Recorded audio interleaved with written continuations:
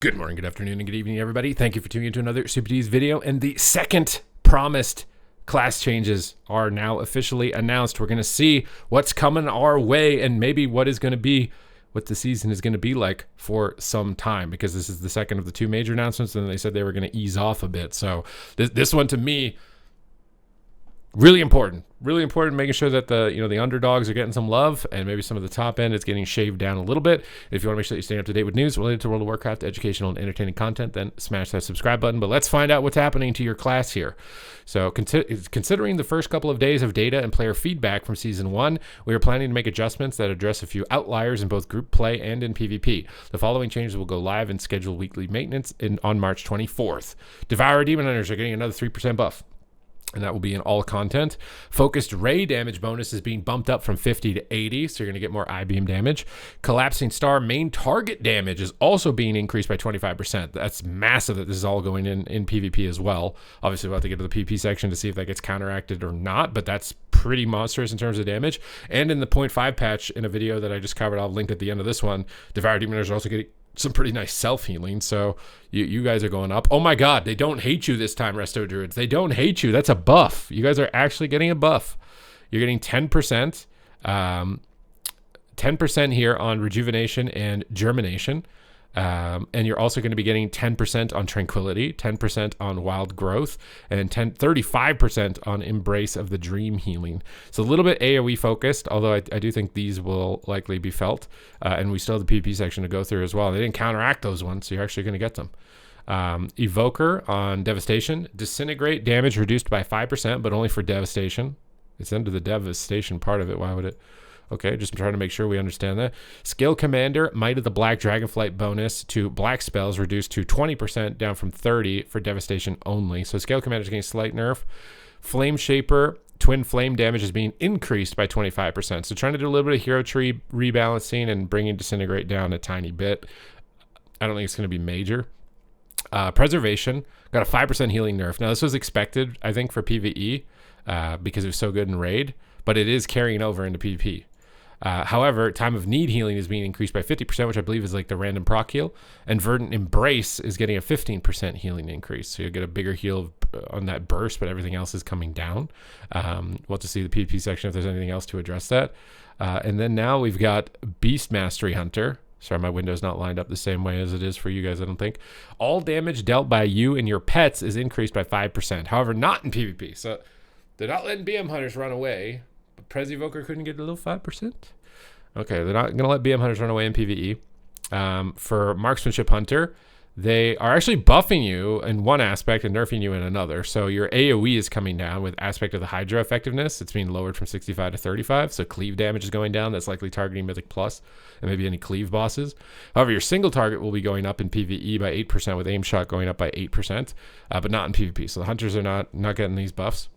For Paladin, for Holy, Reflection of Radiance's proc rate has been significantly reduced for Holy Paladins. I've just been playing my Holy Paladin, but I don't know what that is. If that is the Flash of Light procs, if that's the Flash of Light procs, that could be really bad, but I'm not 100% certain. So if you're Paladin main and you know Reflection of the Radiance and what spell that's proccing for, because that's not the free Word of Glories, I'm pretty sure.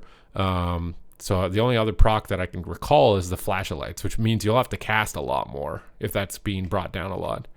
Hammer and Anvil healing is being increased by 35%, but not in PvP. Rite of Sanctification primary stat gained is being boosted to 5% from 2 for Holy Paladins, but not in PvP. And then Rite of Adjuration healing is increased by 150% for Holy Paladins, but not in PvP. So seemingly buffs for PvE, and except for this, which we'll have to kind of wait and see, because I feel like that could be big depending on what it is that it's proccing around. Disc Priest, they actually let that, they're nerfing your damage by 12%, but not in PvP. I'm surprised they're not bringing that down at all in PvP. Wow, they're letting you keep, Disc Priest is going to get to keep everything? They're buffing Powered Shield and Void Shield absorption by 15%. Oh, but they're not going to, I thought that was a nerf. They're not going to let you get buffed. Flash Heal and Shadow Men healing increased by 15%, but not in PvP. So they're going to let you, there must be some PvP changes, I would imagine. The 4% guy is back for Rogues. Assassination, another 4%. Outlaw, another 4%. Eventually these are going to get you guys in a spot where maybe you'll compete with Sub Rogue. Subtlety Rogue's getting a 3%. These are all mostly targeted for PvE with some consideration for PvP, obviously with the little PvP notes. But the Sub Rogues are not getting that in PvP. Oh my god, Ellie Shamans. Oh my god.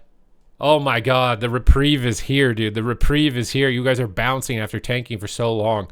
20% Lava Burst damage, 15% Ellie Blast damage, 15% Earth Shock damage, 10% Lightning Bolt damage, 10% Flame Shock damage, and 10% Voltaic Blaze.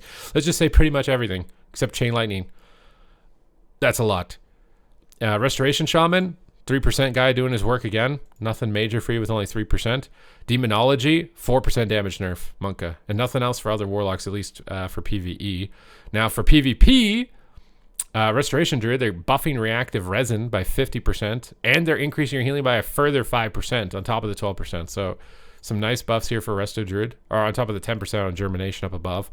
This will help you with some Purge, although Purge is not super effective with Life in the way that it is, but it's better than nothing here. And Feral, you guys actually got the time. I was like, you know, they probably could have let some of that buff in the last time to Feral Druid. Well, now it's coming in. 9% on Feral Druid.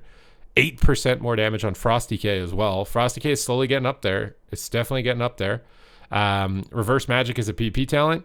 They plan to add it in 12.0.5, but they're rushing it in here now instead. Although Devour PvP talents are pretty locked, so I don't know if that will end up being too major or not. But it does give you a little bit more of like outplay factor. They buffed Devastation by 4%. Huh? There ain't no way I'm reading a 4%. I mean, they nerfed Disintegrate by 5. Is that nerf to Scale Commander really that big that they need to buff it all by 4%? Because that's the only thing I can think of as far as a consideration for this. Because Dev Evoker does top damage in PvP like every game that I see it. So that's surprising. Oh my god, Arcane Mages, they actually did it. They actually buffed your missiles by 40%. Maybe you'll actually be able to play missiles again and feel like a mage.